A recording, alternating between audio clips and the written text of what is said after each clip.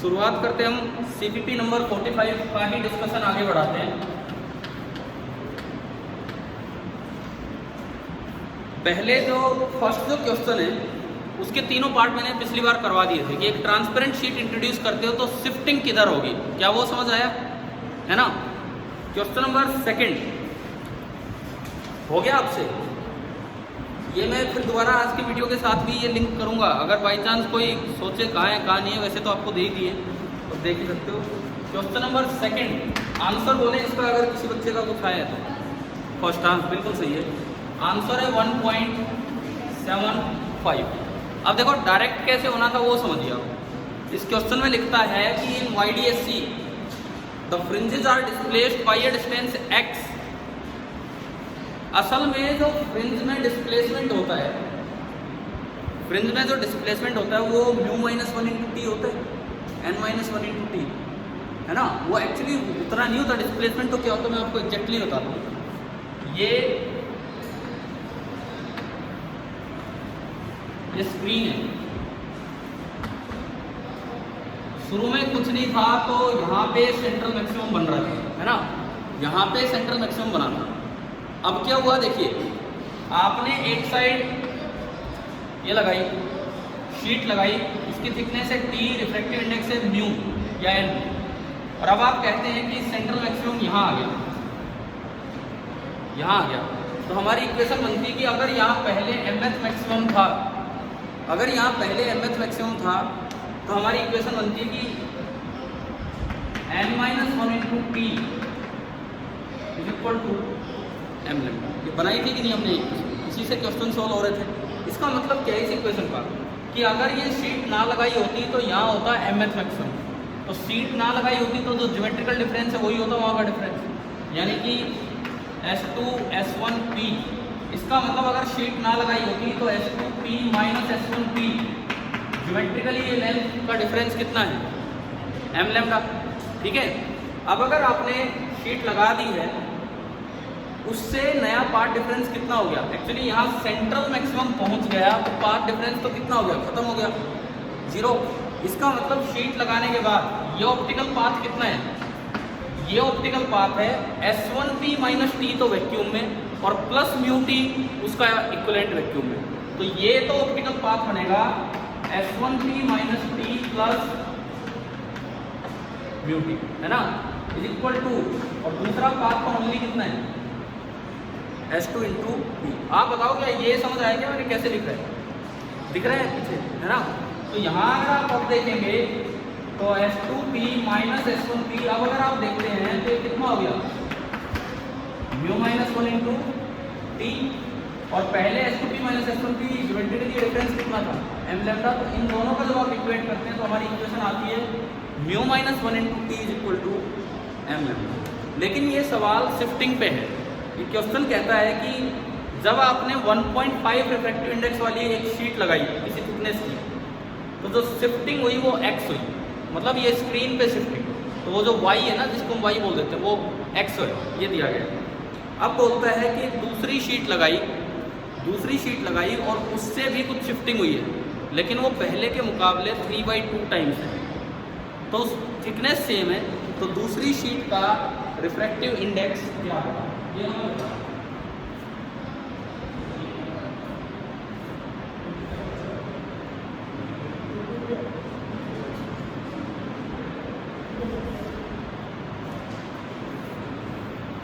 देखो डायरेक्ट अगर आपको करना है तो पहले की वजह से जो शिफ्टिंग हुई है that is proportional to μ-1 × t।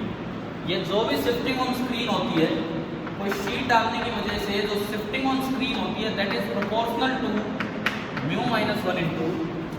इस तरह का ये रिलेशन है ना। तो यूँ देखो पहली बार में शिफ्टिंग कितनी हुई, x बराबर सम कांस्टेंट टाइम्स इसका म्यू कितना है 1.5 - 1 × t।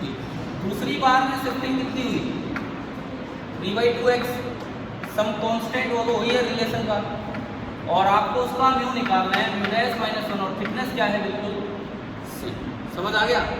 इन दोनों को डिवाइड कर दो, डिवाइड करते ही KT से KT गया, x से x गया, मैंने इससे इसको डिवाइड किया तो 1/3/2 कितना बना 2/3 एंड 2/3 इज इक्वल टू ये 0.5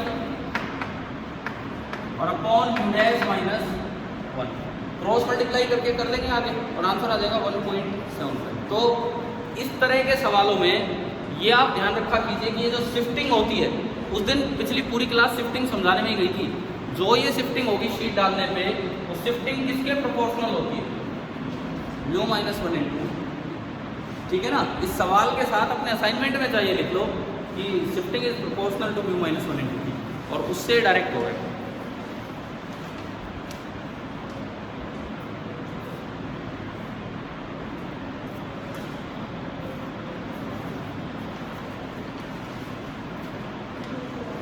अब हम आते हैं क्वेश्चन नंबर 3 पे। तीसरा सवाल ये देखते हैं। चले भी हो गया ना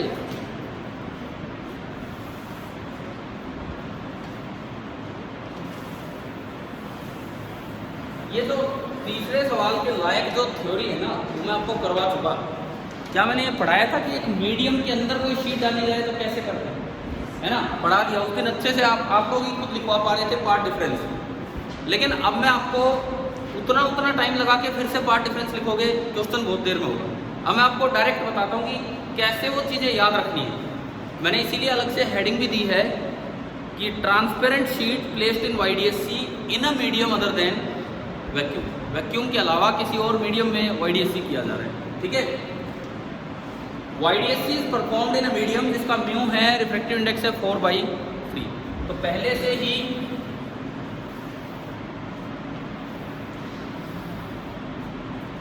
से ही आपने रिफ्रैक्टिव इंडेक्स ले लिया 4/3 मीडियम का। उसके बाद light of wavelength 600 nanometre is falling on the slits having a separation of 0.45 mm। ये देखो, ये वही अरेंजमेंट हमने बनाया, ये मेन सोर्स, और यहाँ से जो लाइट आ रही है उसकी वेवलेंथ कितनी दी गई है क्वेश्चन में, 600 नैनोमीटर। बताओ यार, घर से किया कि नहीं किया ये वाला क्वेश्चन? आया है इसका कोई आंसर? ए पार्ट का फर्स्ट और बी पार्ट का थर्ड। इसके आंसर्स मैं बता देता हूँ। क्वेश्चन नंबर 3 जो आपका चल रहा है, इसके आंसर्स ये हैं। ए पार्ट का first option and B part का कितने बच्चों का ये आया आंसर? एक आया, दोनों नहीं है। एक कितना का गया? एक भी किया हो, और मुझे लगता है बाकी ने ट्राई ही नहीं किए शायद जाके। भाई ये करना चाहिए था, फिर पता कैसे लगेगा वो चीज़, समझ आइए कि लिए। चलो अभी देखो, अभी सोचिए कि कैसे करना था, या मैं बताता हूँ आपको। Slits having a separation 0.45 mm, तो आपको डी दे दिया है ना, ये डी आपको दे दिया, और D is given to be 0.45 millimetre, ये आपका डी है। The lower slit S2 is covered by a thin glass sheet of thickness 10.4। यहाँ पे वही एक शीट लगा दी जिसकी थिकनेस है 10.4 माइक्रोमीटर और रिफ्रैक्टिव इंडेक्स है 1.5। वही सब दे दिया हमें। The interference pattern is observed on a screen placed 1.5 metre from the slits. ये जो दूरी है कैपिटल D, ये आपको दी गई है कितनी? 1.5 मीटर, है ना। All the values of wavelength are, अब ये बड़ी इंपॉर्टेंट लाइन है, ये वेवलेंथ किस मीडियम में दी गई है? वैक्यूम में दी गई है। क्या सभी के पास है अभी ऐसा नहीं? देख रहे हो ना इसमें? तो ये भी बड़ी इंपॉर्टेंट लाइन है जिससे सवाल गलत और सही हो जाते हैं। ये जो वेवलेंथ बोल रहा है कि ये जो 600 नैनोमीटर दी है, ये वैक्यूम में नहीं है। वेवलेंथ किस मीडियम में है? जिसका रिफ्रैक्टिव इंडेक्स कितना है? 4/3। लैम्बडा इन लिक्विड दे रखा है। लैम्बडा इन, मैं इसको n से रिप्रेजेंट कर रहा हूँ, ये n लिक्विड है और ये खाली m में बोल रहा हूँ। ये आपको पहले बताओ, अरेंजमेंट आ गया समझ? क्या है क्वेश्चन आ रहा है समझ? अब देखो इसमें क्या है। First part, find the linear location. एक होती है एंगुलर लोकेशन, कितने एंगल पे, और एक लीनियर, स्क्रीन के सेंटर से। Linear location of central maximum on the screen, कि भाई सेंट्रल मैक्सिमम कहाँ पहुँच गया है, ये आपको बताना है कि सेंट्रल मैक्सिमम कहाँ पहुँच गया। मैं एक डायरेक्ट तरीका बताऊँ आपको, वो पढ़ा दिया मैंने, लेकिन अब एग्जाम में आए तो इतना इतना कैसे करोगे, इक्वेशन बनाओगे डायरेक्ट करेगा। अगर ये मीडियम नहीं होता, ध्यान से सुनो, अगर ये मीडियम नहीं होता और ये सवाल वैक्यूम में होता और फिर शीट डाली गई तो सेंट्रल मैक्सिमम यहाँ के मुकाबले कुछ नीचे शिफ्ट हो जाता, क्योंकि शीट किधर लगाई है, शीट किधर लगाई है, नीचे लगाई, यानी कि ये कुछ नीचे शिफ्ट हो जाता। कितना नीचे जाता कैसे देखते हैं, सुनो, जहां सेंट्रल मैक्सिमम आया उस जगह की अगर आपको पोजीशन लिखनी है μ-1 × t, और आप बताओ capital D by small D या small D by capital delta X. Beta का क्या फॉर्मूला होता था, lambda upon small D into capital D. तो उससे देख के बताओ कि यार capital D upon small D आएगा कि small D upon capital D आएगा। बीटा का क्या फॉर्मूला होता था, लैम्डा मतलब वहां का path difference upon small D into capital D, और बीटा होती थी लीनियर पोजीशन। तो यहाँ लीनियर पोजीशन क्या है, y μ-1 × t upon small D और इंटू कैपिटल डी। मैं आपको अगर वैक्यूम में क्वेश्चन होता, डायरेक्टली आपको बताना होता कि linear position of central maximum कहाँ पहुँच गई है, तो आप ये बात याद कर सकते हैं। अभी मैंने बताया था shifting is proportional to μ-1 × t, है ना, और उसमें जो कांस्टेंट k लिखा था ना, कांस्टेंट k क्या होता है, d बाई, समझ गए हो, याद हो जाएगी ये बात कि जब भी कभी वैक्यूम में आपने कोई शीट डाली, वैक्यूम में आपने कोई शीट डाली और आपको ये लिखना हो कि सेंट्रल मैक्सिमम की लीनियर लोकेशन कहाँ गई, मतलब कितना शिफ्ट हुई, तो उसका डायरेक्ट फॉर्मूला है μ-1 × t या n-1 × t divide by capital D into multiply by capital D divide by small D multiplied by capital D, या तो कांस्टेंट है और डी बाई डी। याद कर लोगे कि नहीं, लेकिन ये तो मीडियम के अंदर शीट है, इसमें क्या आया था, देखो इसने दिया है कि मीडियम के अंदर शीट है, मीडियम के अंदर शीट बोला है, इसमें क्या आएगा बताओ, बस एक थोड़ा सा चेंज है, म्यू की जगह म्यू रिलेटिव आ जाएगा। म्यू रिलेटिव का क्या मतलब होता है, refractive index of sheet with respect to medium, यानी कि ये म्यू की जगह आ जाएगा म्यू रिलेटिव, मतलब रिफ्रैक्टिव इंडेक्स ऑफ शीट, चलो इसको n बोला है, और रिफ्रैक्टिव इंडेक्स ऑफ मीडियम कितना है, n है, तो यहाँ पे क्या आ जाना है n/nl। टॉपिक में लास्ट टाइम सिखा चुका, अब मैं उनके रिजल्ट्स अप्लाई करवा रहा हूँ, याद कैसे करें, शॉर्ट में क्वेश्चन में कैसे अप्लाई करते हैं। देखो फिर से सुन लो, शीट डालने वाले क्वेश्चन कॉमन होते हैं, आ सकते हैं। शीट आपने लगाई तो जो शिफ्टिंग होती है, शीट आपने लगाई तो जो शिफ्टिंग होती है that is proportional to μ-1 × t, और उसमें जो कांस्टेंट आता है वो होता है capital D by D, capital D by small D. अगर किसी और मीडियम में शीट डाली है तो म्यू की जगह म्यू रिलेटिव आ जाएगा। म्यू रिलेटिव मतलब refractive index of sheet upon refractive index of medium. क्या ये चीज़ें याद हो जाएगी कि नहीं आराम से? अब बताओ, देखो वैसे हम अलग से पार्ट डिफरेंस लिखते हैं, काफ़ी टाइम लगता, यहाँ डायरेक्ट हो रहा है। एक बार वैल्यू पुट करके देखें क्या आ रहा है, क्या इसमें कीजिए, आप कीजिए, इसमें वैल्यू पुट करके देखिए क्या आंसर आ रहा है।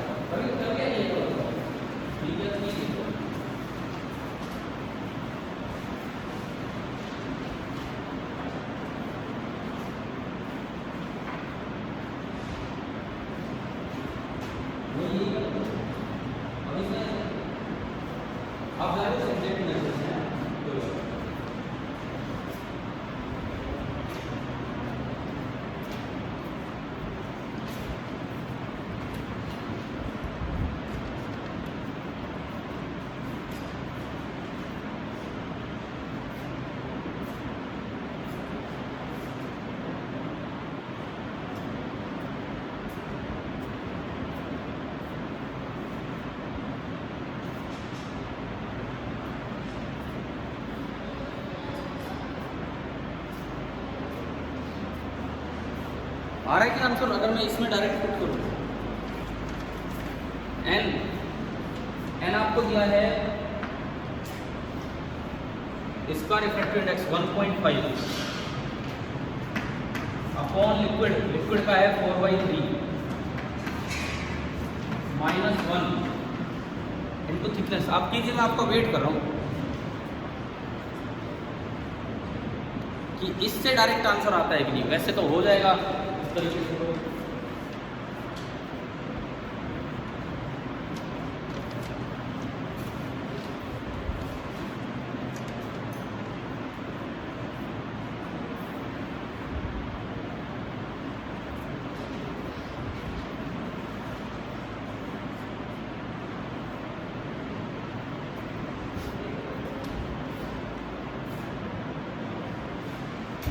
तो आपका आधार आया क्या आंसर?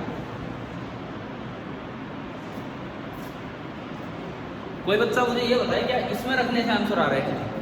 मैं बस ये आपको कंफर्म करवाना चाह रहा हूँ ताकि आप आगे से इन सवालों को ऐसे जल्दी करेंगे।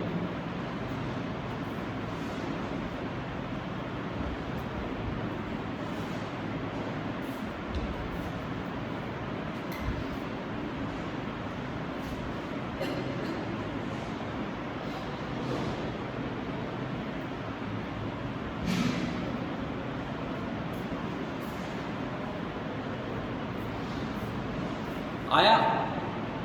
इनके अलावा किसी और का आंसर आया?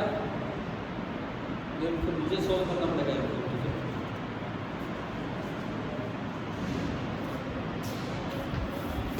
मैंने इसमें वैल्यूज पुट की n/nl 1.5/4/3। 1.5 होता है 3/2, 3/2/4/3 9/8 हो गया शायद। 9/8 - 1 इज 1/8 है ना। अगर मैं गलत क्यों दे तो 1/8 आ रहा है। कितने? 10.4 माइक्रोमीटर। माइक्रो होता है 10 की power -6 upon D. Small D है 0.45 मिलीमीटर। मिलीमीटर होता है 10 की power -3 into capital D is 1.5। और आपका जो आंसर है वो किसमें दिया है? मिलीमीटर में। तो 10 की पावर -3 बचना चाहिए अलग से। ये देखो -3 से -3 गया, 10 की पावर -3 बच गया, उसको अलग कर दो। 10 की पावर -3 को तो अलग कर दो तो बचा। इसके अलावा देखो 10.4 इंटू 1.5 अपॉन 8 इंटू 0.45 ये आया है। अब मुझे ये बताओ क्या ये जो फैक्टर है ये सोल्व करके 4.33 आ रहा है? ये फैक्टर सोल्व करके 4.33 आ रहा है?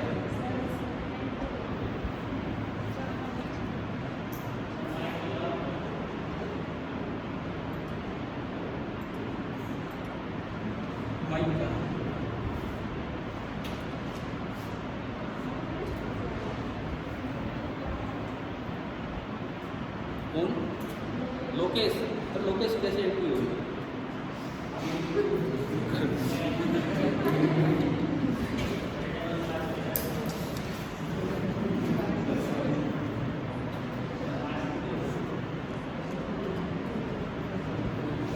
चलो कोई नहीं, अभी देखो इधर मैंने जो पूछा वो बताओ ना। क्या ये आ गया ना अब आपका? अब दोबारा से सुनो। आजाद, अब आप इधर ध्यान दो। आपने अपनी तरफ से ट्राई किया, उससे करोगे आंसर आएगा, कोई दिक्कत नहीं। लेकिन अब जो रिजल्ट है जिसको आपको याद कर लेना वो सुनो। जब भी कभी शीट इंसर्ट की जाए, जिधर शीट डालिए शिफ्टिंग उधर हो।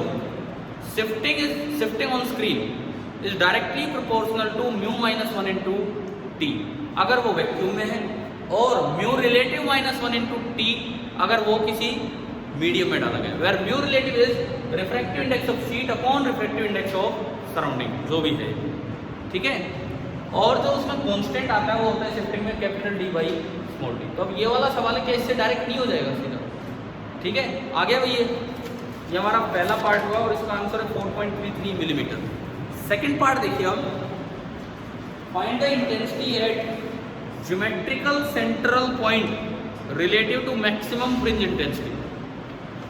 ज्योमेट्रिकल सेंट्रल पॉइंट रिलेटिव, आपके पास पेज नहीं तो एक और ले लो, ये रखे हुए, नहीं तो अभी के लिए ले लो, कोई बात नहीं। अब इन्होंने पूछा है कि जो ज्योमेट्रिकल सेंटर पॉइंट है, एक तो होता है सेंट्रल मैक्सिमम, वो तो शिफ्ट हो गया, ये तो है सेंट्रल मैक्सिमम, यहाँ तो बहुत ज़्यादा इंटेंसिटी होगी। लेकिन अब इन्होंने कहा है कि यहाँ इंटेंसिटी बताओ जो ज्योमेट्रिकल सेंटर था, जहाँ मैक्सिमम नहीं है, जहाँ अब मैक्सिमम नहीं है, वहाँ इसके रिलेटिव कितनी, इसके रिलेटिव मतलब इसके कितने टाइम्स, समझ गए हो। तो मुझे अगर मैं इस पॉइंट को ए बोलूँ और इस पॉइंट को बी बोलूँ तो मुझे निकालना है intensity at A upon intensity at B, ये निकालना है। तो उसके लिए ना मुझे केवल फेज डिफरेंस पता लगना चाहिए बस सेंटर पे। देखो सीधी सी बात है, किसी भी जगह इंटेंसिटी का फॉर्मूला होता है 4I0, या मान के चलेंगे दोनों साइड से सेम वेव आई है ना, ये पढ़ा है ना हमने, 4I0 into cos square of π/2।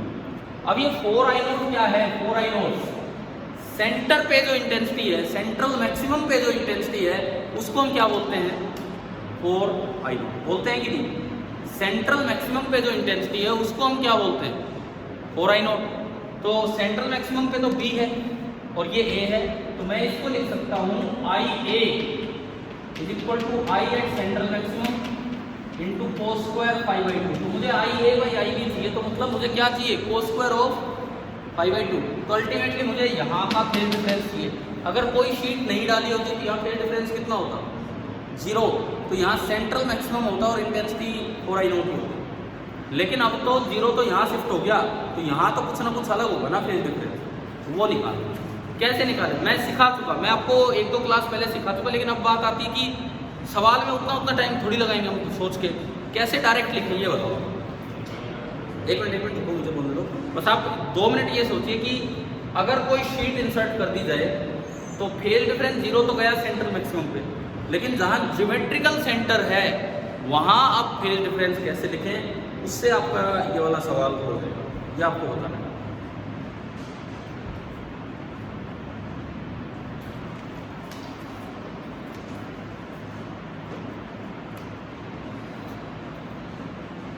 पहले यहाँ लिख लो पाथ डिफरेंस। सुनो, पहले यहाँ लिख लो पाथ डिफरेंस, और फिर पाथ डिफरेंस से फेज डिफरेंस तो मैं आता ही यूनिटरी मेथड से, ऊपर का लैम्डा कर दें। पाथ डिफरेंस यहाँ कैसे लिखें भाई, ये वेव तो कितना चल के आई, S1A। अगर ये वेव भी S2A चली होती तो पाथ डिफरेंस कितना होता, 0। जबकि ये वेव असल में चली है कितना, ये घटाना पड़ेगा, फिर उसमें कुछ ऐड करना पड़ेगा, समझ गए हो, लिख के देखो बी पार्ट। बस आप मुझे ये बता दो कि यहाँ ऑप्टिकल पार्ट डिफरेंस कितना है, क्योंकि ऑप्टिकल पार्ट डिफरेंस आप बता दोगे तो फिर मैं पार्ट फेज डिफरेंस निकालूंगा और सवाल होगा।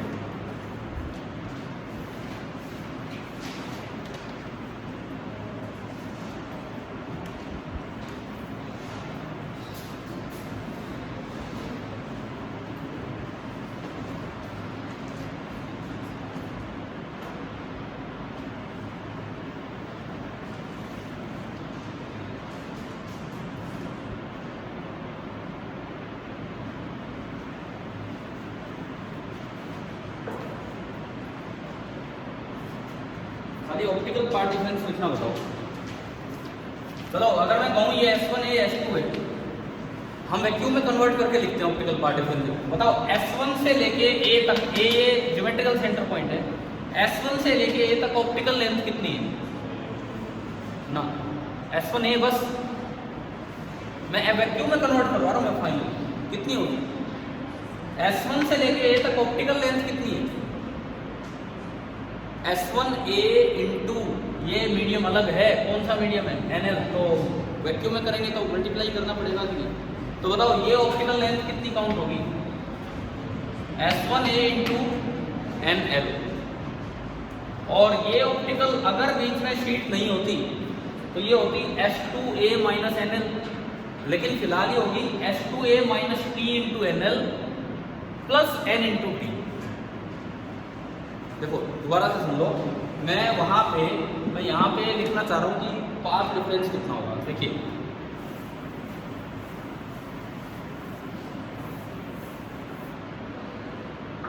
मैं यहाँ पे पाथ डिफरेंस लिखना चाह रहा हूँ, डेल्टा x। तो ये जो पाथ है विद रिस्पेक्ट टू वैक्यूम जब लिखोगे तो ये अलग मीडियम में है, तो ये लिखा जाएगा NL इंटू S1A। पहले बताओ ये पाथ लिखना आया कि नहीं है, NL इंटू S1A, ये तो पहला पाथ। प्लस दूसरा जो पाथ है, कुछ लेंथ तो NL में है और कुछ लेंथ N में है, तो जो लेंथ NL वाले मीडियम में उसको तो NL से मल्टीप्लाई करो, और जो लेंथ N वाले मीडियम में उसको N से मल्टीप्लाई करो, है ना। तो बताओ कितना लिखा जाए, कितनी लेंथ लिक्विड में है, S2A माइनस T, ये तो माना करो ये उसी के अकॉर्डिंग है, नॉर्मली है। तो प्लस ये लिखा जाएगा H2A माइनस T लेंथ, ये तो किस में है, किसमें है ये, लिक्विड में, तो इसका वैक्यूम में कन्वर्ट करोगे तो इनटू NL प्लस जो T लेंथ बची वो किस में, मीडियम में, तो प्लस N इंटू T। ये भी मैंने बीच में शायद गलती से प्लस लगा दिया। हम क्या लिख रहे हैं, पाथ का डिफरेंस, तो बीच में माइनस आएगा। ये वाला माइनस क्या बताता है, बड़े में से छोटा घटा।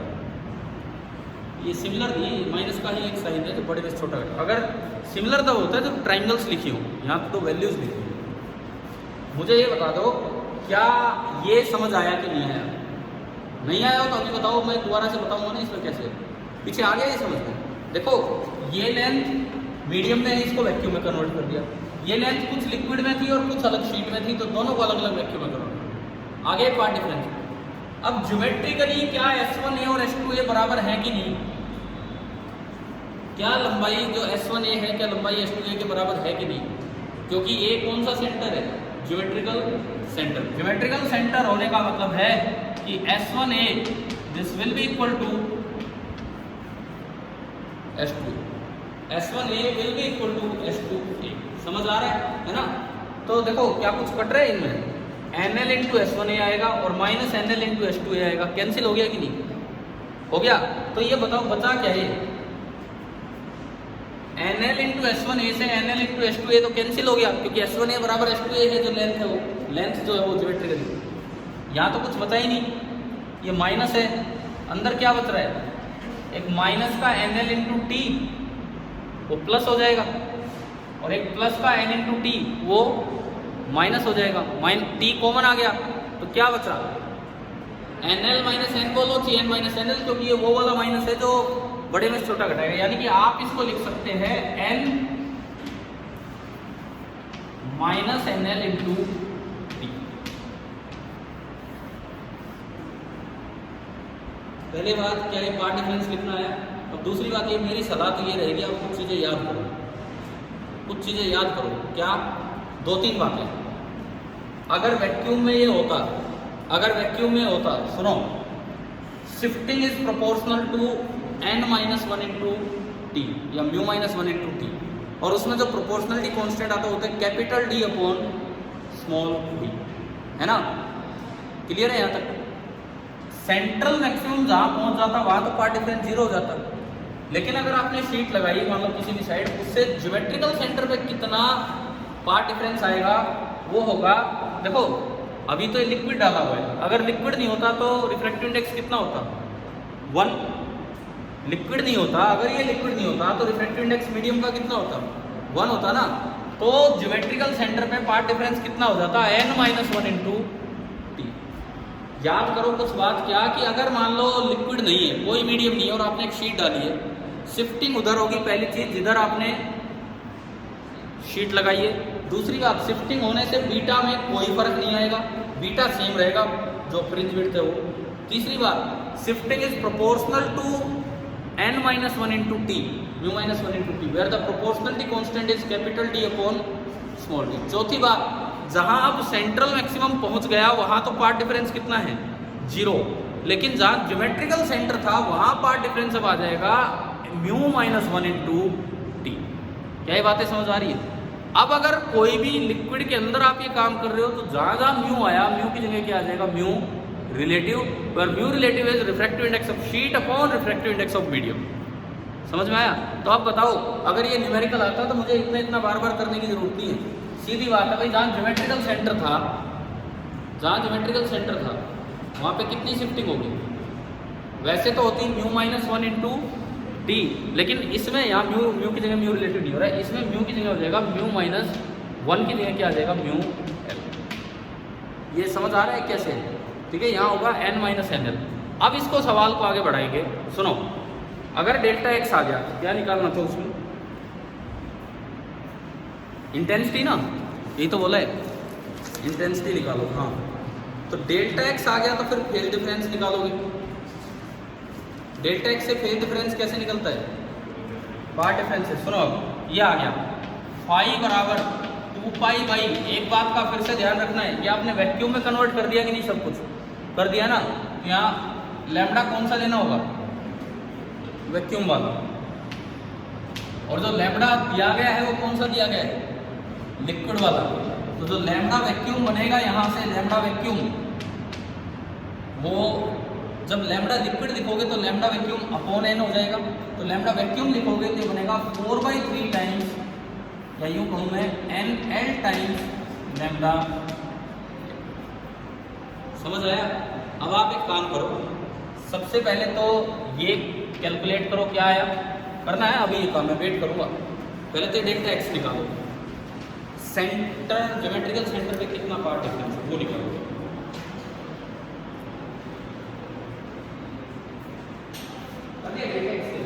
कितना 1.24 8 क्या मीटर, क्या माइक्रोमीटर, मिलीमीटर, मीटर, मीटर तो यार ज़्यादा हो गया। देखो चेक करो,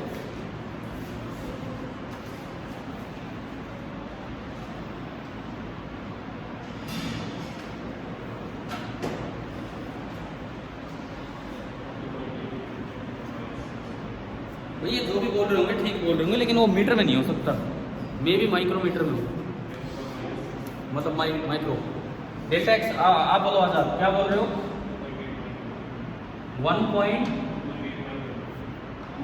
2.8 माइक्रो। वैल्यू कैसे लगा रही है? उनकी अलग आपकी अलग, वैल्यू तो सेम आनी चाहिए ना एटलीस्ट। और कोई बच्चा बताओ यार डेल्टा एक्स कितना आ रहा है? n माइनस NL, बड़े में से छोटा घटा लो, 4/3 और 3/2।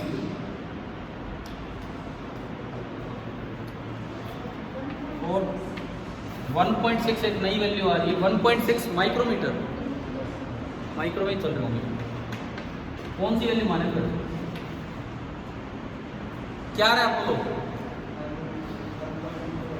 1.24, ये नई वैल्यू आ गई, 3 वैल्यूज आ चुकी यार। देखो छोटा सा काम है, n माइनस NL करना है, 4/3 माइनस 3/2, 3/2 बड़ा है तो 3/2 माइनस 4/3।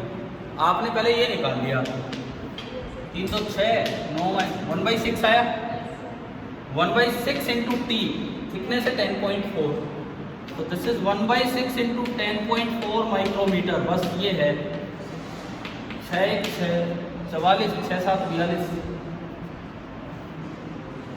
है ना, 1.7 आ रहा है ये, 1.7 माइक्रोमीटर। डेल्टा एक्स आ गया समझ।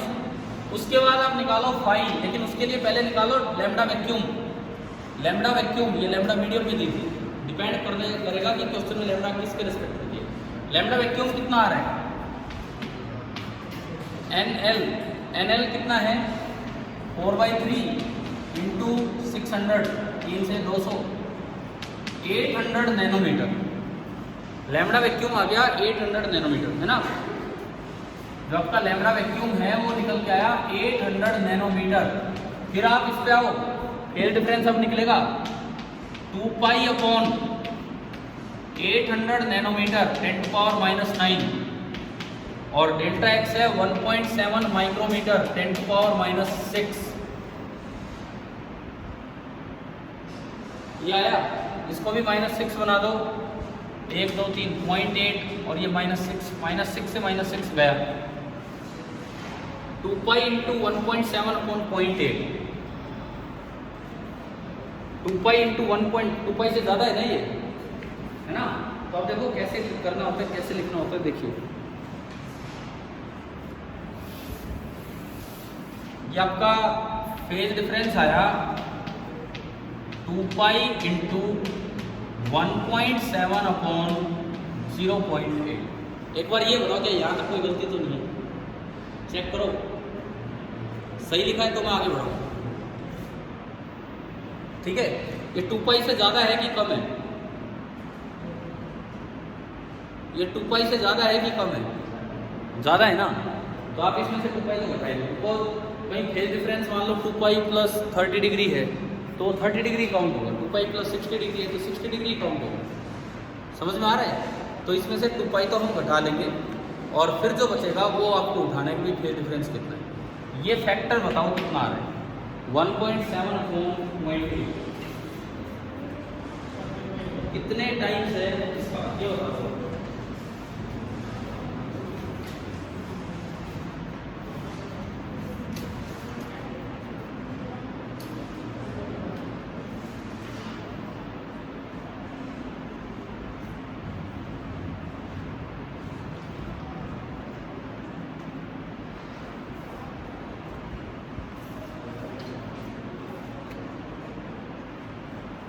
बस ये यही देखना है कि ये कितना क्या होगा। अब ये जो है this is nearly 2 pi plus pi by 3, इसके आसपास आएगा ये। नियरली इतना आएगा 2 पाई प्लस पाई बाई 3, जो आप थोड़ा कैलकुलेशन करेंगे ढंग से इसमें। अगर 2 पाई से कितना ज़्यादा वो देखना है, ठीक है। इसको इन टर्म्स ऑफ पाई हम बना लेते हैं, तो नियरली आता है 2 पाई प्लस पाई बाई 3, इस तरह का। तो आप बताओ फेज डिफरेंस कितना काउंट होगा, 2 पाई तो लेना ही नहीं होगा, फेज डिफरेंस कितना हो गया यहाँ पे, पाई बाई 3। ये जो फेज डिफरेंस है कितना होगा यहाँ पे, पाई बाई 3। एक ऐसी वैल्यू हम लेते हैं जिसकी कोस साइन की वैल्यू हमें पता हो। पाई बाई 3 कितना डिग्री होता है, 60 डिग्री होता है ना। तो यहाँ पे जो फेज डिफरेंस है दैट इज नियरली 60 डिग्री। अब ये बताओ अगर फेज डिफरेंस 60 डिग्री होगा तो लगा दो ये फॉर्मूला जो अभी मैंने मिटाया यहाँ से कि I at A this is equal to central maximum into cos square of 5/2, और मुझे आई ए अपॉन आई बी निकालना था। बताओ क्या आंसर आ रहा है।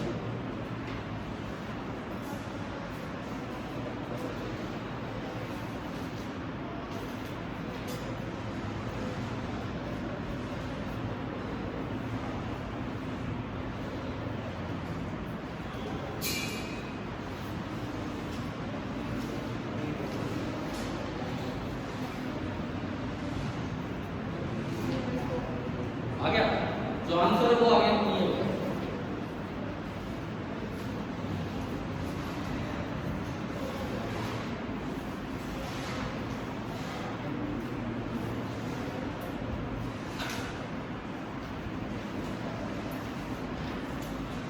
अब सुनो, इसमें मैंने कैलकुलेशंस कर रखी है, एक बार आपको वैल्यूज बता दूं। ये जो क्वेश्चन है इसका बी पार्ट, जो डेल्टा एक्स आएगा, डेल्टा एक्स जो हमने पहले निकाला क्या वो कितना है, 5.2/3 माइक्रोमीटर या 10.4/6 आया था नहीं, लिखा होगा आपको 10.4/6 माइक्रोमीटर, है ना। लैम्डा वैक्यूम 0.8 × 10⁻⁶ मीटर, मतलब वही 800 में लिखा है ना। उसके बाद आप फेज डिफरेंस निकालते हैं। फेज डिफरेंस जब आप निकालते हैं तो ये कैलकुलेट करके आपने यहाँ थोड़ी सी गलत लिखा हुआ है। फेज डिफरेंस जब आप निकालते हैं तो ये आता है 2 पाई इंटू 1.3/0.6। ये जो आएगा ना ये आएगा 2 पाई इंटू 1.3/0.6। आप कर लेना चेक एक बार, वैल्यूज पुट करके ये आ रहा है 2 पाई इंटू 1.3/0.6। तो ये देखो ये 13/6 हो गया, है ना। 13/6 को मैं क्या लिख सकता हूँ, 1 प्लस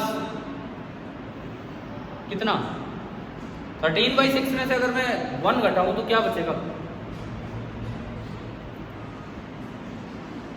अरे यार 13/6 को 1 प्लस कितना लिख सकते हैं ये बताओ। देखिए 13/6 माइनस 1 7/6, तो आप इसको लिख सकते हैं 1 प्लस 7/6, है ना। 6 2 12, तो ये हो गया। 7/6 भी 1 से बड़ा है। 2 प्लस क्या लिख सकता हूँ, 2 प्लस 13/6 माइनस 2 1/6 आ रहा है, तो मैं इसको ये भी लिख सकता हूँ 2 प्लस 1/6, समझ रहे हो। तो अब ये बनेगा 2 pi into 2 4 pi and plus 2 pi by 6 pi by 3। 4 pi plus pi by 3 बना 2 पाई 4 पाई 6 पाई, ये तो वही चीज़ क्रिएट कर देते हैं। तो जो फेज डिफरेंस होगा वो कितना आया, पाई बाई 3। अब फेज डिफरेंस पाई बाई 3 है तो जो 5/2 करोगे 5/2 वो पाई बाई 6 हो जाएगा। ये अगर पाई बाई 3 है तो जो ये होगा पाई बाई 6 हो जाएगा। 30 डिग्री कोस 30 डिग्री कितना होता है, कोस 30 डिग्री √3/2, और उसका स्क्वायर करेंगे तो कितना होगा 3/4। अब बताओ भाई, लिक्विड के अंदर कोई शीट आए तो क्या ये सवाल कर पाएंगे कि नहीं? आप हो जाएंगे ना। ज़्यादा चांसेस तो ये हैं, ज़्यादा चांसेस लिक्विड नहीं देंगे, बस वैक्यूम में शीट पे क्वेश्चन आ जाएगा। लेकिन फिर भी हमें तो अपना लास्ट तक तैयारी रखनी है कि ये भी आ सकता है। तो शीट डालने वाला काम आया समझ। क्या शीट डालने से बीटा पे कोई फर्क पड़ता है कि नहीं?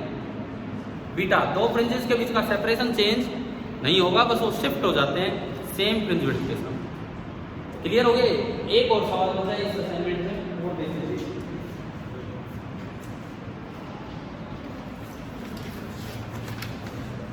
Question number 4, identifying the. देखो इस सवाल में मैंने आपको क्या दिया है, हम बस आगे आगे फेज डिफरेंस निकालते रहते हैं। पार्ट डिफरेंस निकाला, उससे फेज डिफरेंस।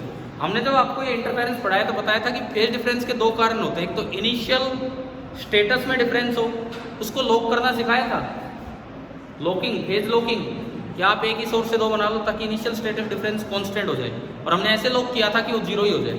परंतु ये सवाल थोड़ा सा अलग है। देखिए क्या कहता है, among the two interfering monochromatic sources A and B. आपको दो इंटरफेरिंग मोनोक्रोमेटिक सोर्सेज दिए हैं ए और B. A is ahead of B by 66 degree. A जो है वो बी से आगे है। मतलब क्या, देखो अरेंजमेंट कुछ ऐसा है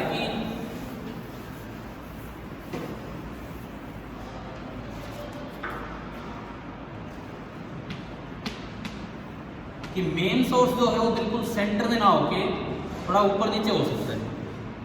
मेन सोर्स थोड़ा ऊपर नीचे हो सकता है। इसका क्या फायदा है, अब ए तक जो लेंथ जाएगी वो तो ज़्यादा है और बी पे जो लेंथ जाएगी वो कम है। तो ए तक ज़्यादा लेंथ चल के गई तो उसका फेज थोड़ा ज़्यादा होगा, किससे? बी से। लॉकिंग कर रखी है, लॉकिंग कर रखी है, नहीं तो इंटरफेरेंस ही नहीं होगा। लॉकिंग कर रखी है क्योंकि एक ही सोर्स ले रखा है, परंतु जीरो फेज पे लॉकिंग नहीं कर रखी है। कितने डिफरेंस पे लॉकिंग कर रखी है, कितना दिया है? A is ahead of B by 66 degree. इस जगह अगर मैं देखूं तो इन दोनों के बीच का जो फेज डिफरेंस हो ये है कि phi A minus phi B is 66 degree. यहाँ अब क्या लिखता है आगे सुनो। इसके बाद अब एक स्क्रीन पे आप एक ऐसा पॉइंट ले रहे हैं जहां पे P B minus P A is lambda by 4। ये ए है, ये बी है। स्क्रीन पे आपने एक पॉइंट लिया पी। अच्छा, ये कौन सा माइनस लगा रखा है कि भाई कोई भी बड़ा हो सकता है और कोई भी छोटा हो सकता है, समझ रहे हो? यानी कि इसमें दो आंसर्स बनेंगे, वो डिपेंड करेगा फिर ऑप्शन में कौन सा मैच होगा। दो आंसर बनेंगे। कैसे? एक बार तो आप थोड़ा ऊपर ले लो पॉइंट और एक बार पॉइंट थोड़ा नीचे। अगर आप ऊपर लेते हो तो बताओ पी ए और पी बी कौन बड़ा है? पी बी बड़ा है ना, पी बी बड़ा है तो बी ने ज्यादा फेज चला होगा ए से। क्लियर है? कितना पार्ट डिफरेंस है? P B minus P A lambda by 4। देखो एक चीज दिमाग में रखो कि जो फेज डिफरेंस था उसके दो कारण थे। एक तो इनिशियल स्टेटस डिफरेंस जो अक्सर हम इग्नोर कर देते हैं, उसको बैलेंस करवा के जीरो करके, plus due to path difference. और हम तो पाथ डिफरेंस का ही लेके चले, लेकिन इस सवाल में दे दिया कि इनिशियली भी 66 डिग्री का डिफरेंस है और ये दिया है कि P A minus P B is lambda by 4। लेकिन ये नहीं बताया कौन बड़ा है कौन छोटा। तो ये पॉइंट ऊपर भी हो सकता है और नीचे भी हो सकता है। पहला केस, मान लो ये पॉइंट ऊपर हो तो आगे आगे देखें किसका फेज ज्यादा है, बी से आने वाली वेव का या ए से? कौन ज्यादा चली है? बी। तो इसका फेज ज्यादा होगा। कितना ज्यादा होगा? पार्ट डिफरेंस कितना दिया है? Lambda by 4। अगर पूरा लैम्डा होता तो फेज डिफरेंस कितने का होता है? 2 पाई का। डिग्री में चलो, डिग्री में चल रहे सवाल। लैम्डा होता तो 360 डिग्री का, एक होता तो 360 बटे लैम्डा। लैम्डा बाई 4 है तो कितना हो गया? 360 by lambda into lambda by 4 कितना हो गया? 90 डिग्री। यानी कि आगे आगे जो फेज डिफरेंस क्रिएट हुआ है आगे आगे वो कितना हुआ है? 90 डिग्री। और यहाँ तक जो हो चुका था सवाल के अनुसार वो कितना हो चुका है? 66 डिग्री। अब डिपेंड करता है कि पी पॉइंट ऊपर है या पी पॉइंट नीचे है। सोचो अगर पी पॉइंट ऊपर होता, अगर पी पॉइंट ऊपर होता तो पहले तो ये वाली वेव ज्यादा चली है और बाद में ये वाली, तो ये दोनों फेज जुड़ते कि घटते? पहले तो ये कुछ एक्स्ट्रा चला, बाद में ये एक्स्ट्रा चली है। दोनों फेज जुड़ेंगे कि घटेंगे? घटेंगे, ऐड नहीं होंगे। कैसे? सुनो कैसे, अब समझो आप इस चीज को। भाई पहले तो ये एक्स्ट्रा चला है, बाद में ये इतना नहीं चल पाया और ये उसको खींच के कवर करके ले आए।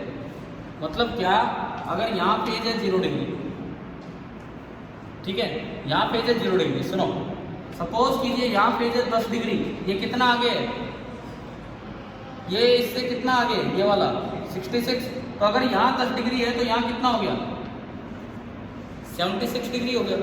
अब आगे देखो, आगे ये लंबा चला है, ये ज़्यादा चला है, कितना एक्स्ट्रा चला है, 90 डिग्री एक्स्ट्रा चला ना, 90 डिग्री उससे एक्स्ट्रा चला।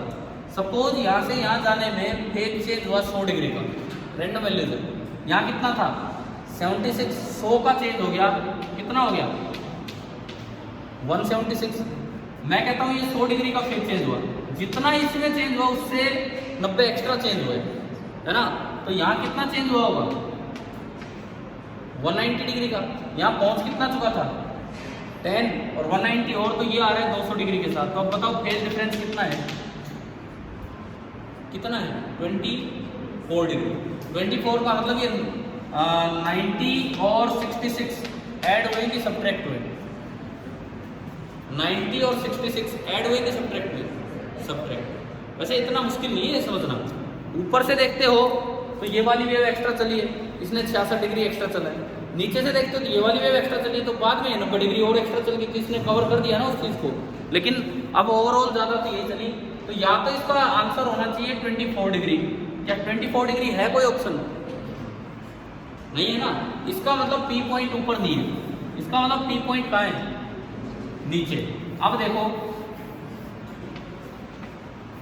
अब ये ऊपर वाली वेव इससे 90 डिग्री एक्स्ट्रा चली होगी। अब सपोज यहाँ तक आने में तो फेज डिफरेंस कितना हो चुका है 66 डिग्री का, मतलब अगर ये 10 डिग्री चल के आया है तो ये 76 डिग्री चल के आया है, 66 का हो गया डिफरेंस। उसके बाद भी आगे जितना ये चला वो उससे 90 एक्स्ट्रा चलेगा। सपोज ये 100 डिग्री चला तो 10 और 100 110 डिग्री हो गया। अगर ये 100 चला तो 190 चलेगा क्योंकि 90 एक्स्ट्रा चला है। 190 प्लस 76 कितना हो गया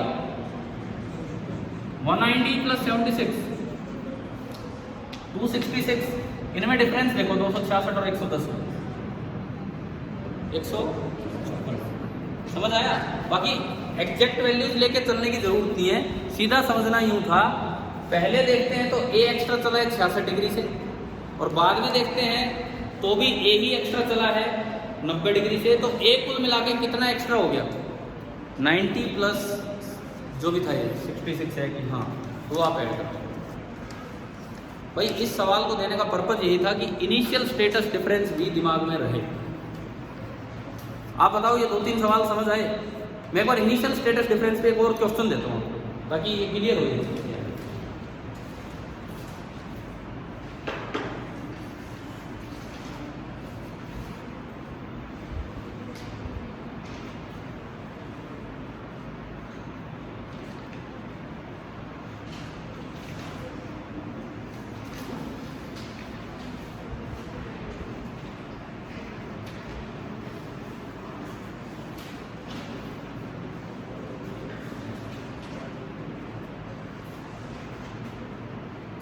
देखिए एक सवाल है जिसमें आपको डिग्री भी नहीं दे रखा लेकिन लेंथ दे रखी है। अगर ये सवाल क्लियर हुआ ये वाला CPP 45 का तो आप ये भी ट्राई कर पाओगे। हमने आपको कभी जब वो थ्योरेटिकली NCERT की लाइन टू लाइन रीडिंग करवाई तो बताया था कि अगर इनिशियल मेन सोर्स को आप शिफ्ट करते हो, हमने ये बताया था कि अगर आप मेन सोर्स को शिफ्ट करते हो तो main source mid point of S1 S2 and central maximum they all lie in a straight line. याद आ रहा है कि नहीं आ रहा है बताओ? था ना ये, है ना? तो अब देखिए ये सवाल देखिए, मेन सोर्स यहाँ से कुछ ऊपर है, मेन सोर्स आपको कुछ ऊपर दिया गया है और दोनों S1 और S2 से अलग अलग उसकी डिस्टेंसेस मेंशन है क्वेश्चन में। ये S1 से 20 माइक्रोमीटर और S2 से 40 माइक्रोमीटर आपको ये दे रखा है, डिग्री में नहीं दे रखा लेकिन ये दिया हुआ है कि ये जो S1 है यहाँ से S की डिस्टेंस है 20 माइक्रोमीटर और जो S2 है यहाँ से S की डिस्टेंस है 40 माइक्रोमीटर। लैम्डा दिया गया है 500 नैनोमीटर। ठीक है, ये कुछ वैल्यू दी गई है, इस तरह से शुरुआत करें। स्पीड रखी है 2 मीटर दूर और जो दोनों स्लिट्स के बीच का डिस्टेंस वो है 10 माइक्रोमीटर। ये आपको इसमें दिया गया है। स्क्रीन रखी हुई है 2 मीटर की दूरी पे और दोनों स्लिट्स के बीच की दूरी है 10 माइक्रोमीटर। मतलब वो इनिशियल स्टेटस डिफरेंस को दिखाने के लिए हमें एक सवाल है। पहली बात पूछे कि सेंट्रल मैक्सिमम कहाँ होगा, बीच में होगा, ऊपर होगा या नीचे होगा, बताओ। सेंट्रल मैक्सिमम बिल्कुल ज्योमेट्रिकल सेंटर पे होगा, ऊपर होगा या नीचे होगा, नीचे। Main source, mid point of S1 S2 and central maximum they all lie in a straight line. बताया था कि नहीं? यानी कि यहाँ होगा सेंट्रल मैक्सिमम। इस तरह के तो डायरेक्ट छोटे ऑब्जेक्टिव सवाल आ सकते हैं, समझ गए ये चीज, है ना? क्यों? क्योंकि सेंट्रल मैक्सिमम पे पार्ट डिफरेंस कितना होता है, ऑप्टिकल पार्ट डिफरेंस 0।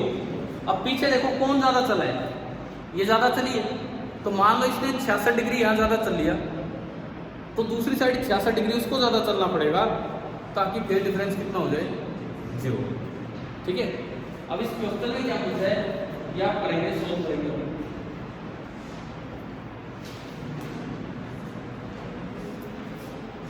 क्वेश्चन ये हो रहा है कि find the angular position of nth order maximum with respect to central line. Board पे मैं दिखा देता हूँ क्या पूछा है क्वेश्चन में। बोला है कि भाई यहाँ कोई nth ऑर्डर मैक्सिमम है और आपको ना उसकी एंगुलर पोजीशन बतानी है, ये सेंट्रल लाइन के रेस्पेक्ट में। साइन इनवर्स में आए आने दो, n में आए आने दो, क्योंकि n में थोड़ा हो जाएगा।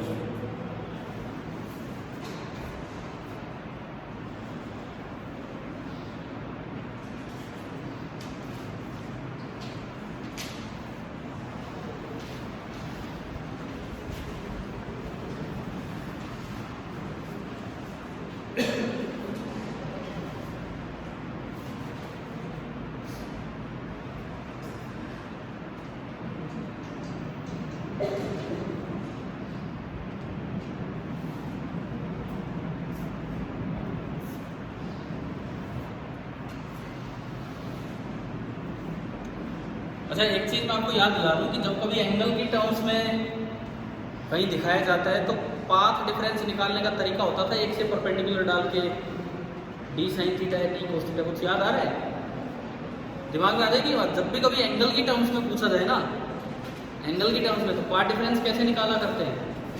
तो दूसरा कलर है अपने पास, देखो एंगल की टर्म्स में पूछा जाए तो तरीका ये था,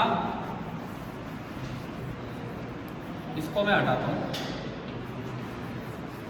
ये दो वेव बनाई, थोड़ा याद है आपको, यहाँ से हम डालते थे परपेंडिकुलर। अच्छा, अगर यहाँ से एंगल थीटा था तो यहाँ से भी थीटा ही होगा, बिकॉज ये लेंथ बहुत ही कम है ना, बताया था ये। तो अगर ये थीटा, ये 90 माइनस थीटा, तो ये भी थीटा, और ये d, तो ये तो d cos थीटा, लेकिन सामने वाला क्या हो जाएगा, d sin थीटा। तो एक्स्ट्रा लेंथ ये आगे आगे तो बराबर है, तो एक्स्ट्रा लेंथ नीचे वाला चला है कितना, d sin थीटा। समझ में आना चाहिए, याद हो जाना चाहिए कि जब भी एंगल की टर्म्स में दे, अगर हॉरिजॉन्टल स्लिट है तो d cos थीटा बताया था, वर्टिकल स्लिट है तो d sin थीटा, है ना। और दूसरी बात, पीछे से भी देखो कितना एक्स्ट्रा लेंथ है, लेंथ डायरेक्ट रीड हो रही है पीछे से, ये 40 ये 20, तो एक्स्ट्रा लेंथ कितना चली नीचे वाली 20, इधर से तो 20 माइक्रोमीटर, उधर से d sin थीटा, दोनों ऐड हो गए कि सब्ट्रैक्ट हो गए, ये भी सोचना होगा हर बार।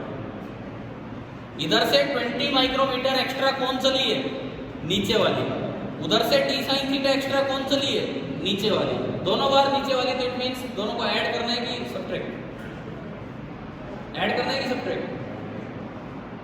एक बार डब्बी कुछ बच्चे बोल नहीं पा रहे, मैं कह रहा हूँ ये इधर भी कम चली, ये आगे भी कम चली, तो इसका फेज तो लगातार बढ़ता ही जाएगा। तो पाथ डिफरेंस में दोनों ऐड होंगे कि सब्ट्रैक्ट होंगे, सब्ट्रैक्ट। अरे ये देखो एक मिनट, ये वेव इधर से कम चली, ये ज्यादा चली, तो यहाँ जब पहुंचेगी तो इसका फेज कुछ ज्यादा मिलेगा, आगे फिर दोबारा ये एक्स्ट्रा चल रही है वो कम है, तो यानी कि जितनी लेंथ एक्स्ट्रा चली उतना फेज डिफरेंस इसमें एक्स्ट्रा है ना।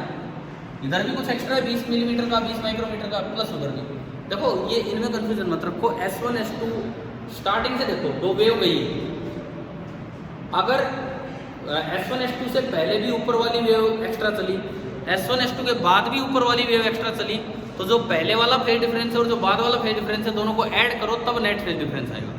और अगर पहले देखते हैं तो एक वेव एक्स्ट्रा चली है और बाद में देखते हैं तो दूसरी वेव एक्स्ट्रा चली है, तो पहले जो फेज डिफरेंस है और बाद में जो फेज डिफरेंस है वो दोनों क्या होंगे, सबट्रैक्ट होंगे। जैसे मान लो, पता नहीं क्यों मुझे यही चीज़ बार बार सिखानी पड़ रही है, मान लो पहली वेव एक्स्ट्रा चली है 66 डिग्री और बाद में दूसरी वेव एक्स्ट्रा चलेगी 66 डिग्री, तो फेज डिफरेंस तो बचा ही नहीं, वहाँ पे फेज डिफरेंस कितना होगा, 0 हो गया, समझ गए हो। तो 66 माइनस 66, और पहली बार पहली वेव एक्स्ट्रा चली 66 डिग्री, बाद में भी 5 उसी का ज़्यादा 66 और चलेगी, तो फेज डिफरेंस तो डबल हो गया।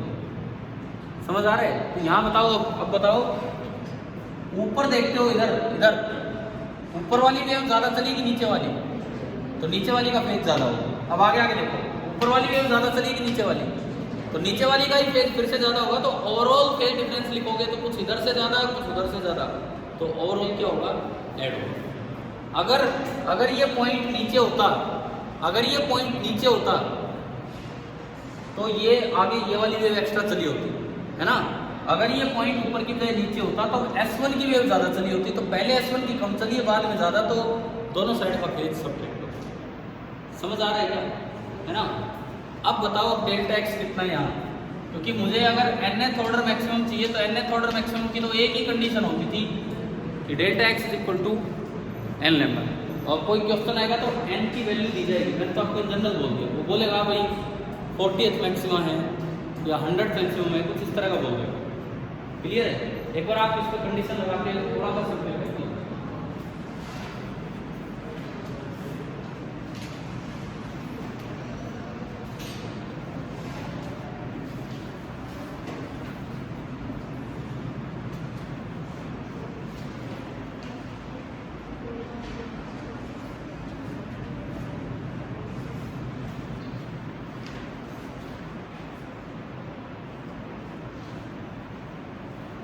Delta X is equal to N lambda.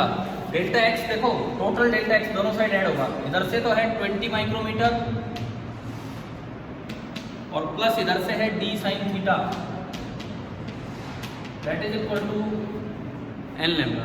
आई क्या इक्वेशन समझ में, पीछे से 20 माइक्रोमीटर और आगे से D sine theta, this is equal to N lambda. यहां से देखिए, अभी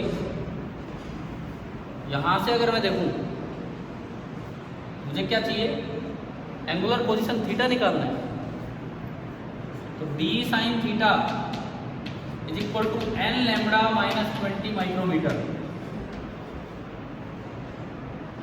और यहां से साइन थीटा आ गया N lambda minus 20 micrometre divided by D.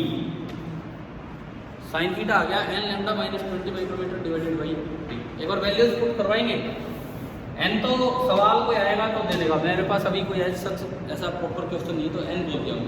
Lambda कितना है, 500 नैनो, इसको भी माइक्रो में ले लो, माइक्रो में कन्वर्ट कर लो, तो 1 2 3 0.5 माइक्रो लिख सकता हूँ मैं इसको, तो n इंटू 0.5 होता है 1/2, 0.5 होता है 1/2, माइक्रो बन गया, ताकि माइक्रो कॉमन हो जाए। n/2 minus 20 micrometre upon D, D कितना है 10 माइक्रोमीटर, 10 माइक्रोमीटर, माइक्रो से माइक्रो कट गई, 10 से डिवाइड कर दो दोनों को अलग अलग, तो साइन थीटा कितना आया n/20 माइनस 2 आ रहा है ना। साइन थीटा बराबर n/20 माइनस 2, और you can say theta is sine inverse. n की वैल्यू नहीं है तो हम साइन इनवर्स में आंसर अपना छोड़ के आ सकते हैं। साइन इनवर्स n/20 में n की वैल्यू होती तो वो हम इसको पुट कर देते, तो उससे आपका ठीक है। मतलब ये क्वेश्चन उस 66 डिग्री को समझा रहा है कि पीछे से भी फेज डिफरेंस कैसे दिया जा सकता है। क्या समझ आया कि नहीं आया? ठीक है। अब इसमें मैं कुछ चीज़ें, 2 चीज़ें और डिस्कस करूँगा अभी, क्योंकि हम बस इंटरफेरेंस को फिनिशिंग कर रहे हैं, और लास्ट में थोड़ी सी देर हम लेंगे। हाँ जी, क्या ब्रेक हुआ है क्या? सुनो, हम भी चलो आज की ये क्लास तो अभी यहीं तक बहुत है, ठीक है। अभी आपका एक टेस्ट भी होगा लास्ट में, लेकिन थोड़ी देर और पड़ेगी। Thank you.